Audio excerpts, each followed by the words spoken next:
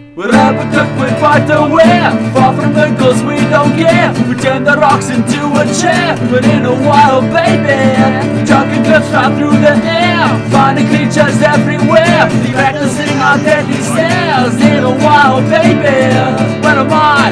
In a wild, where am I? In a wild, where am I? In a wild, in the wild, baby.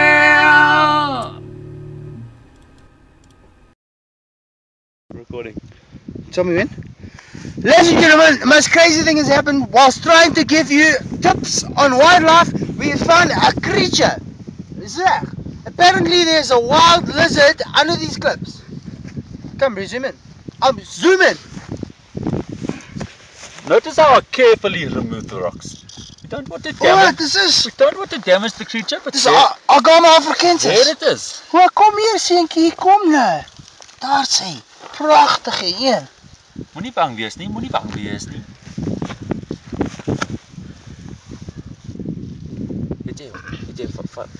Het jy hom gevat? Wow, mooi.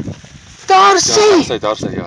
Dis 'n seentjie toe. Oei, yes, ek hou baie van jou, yes. Jammer ons het gesit op jou. Dis is Agama africanus. Ag, look, hy fucking so in die gras. Hy's maar verdeel. Beautiful animal. Baie oulik, nee.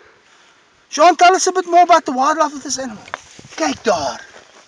Ag, dierbaar. Kom in so in. This animal is, you know, It's a dinosaur relative, is it not? it is descended from the Tyrannosaurus Rex. It has evolved over millions of years. I believe so, yes. It lives in the Drakensberg Mountains. It feeds mainly on the flesh of animals. It feeds mainly on the eland. The eland is one of its favorite prey animals. Die eland, so groot se dier.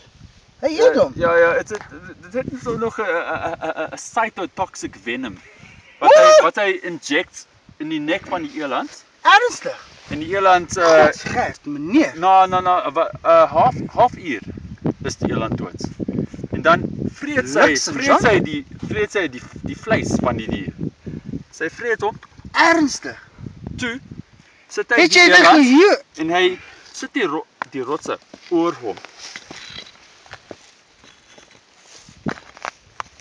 Soos die. Elke Saterdag. Kom hy weer by die plek. Hy vat die rotse af. Hy vat die vleis, sy vreet hom. Dis hoe die akedus woon. So stop. In the wild, baby.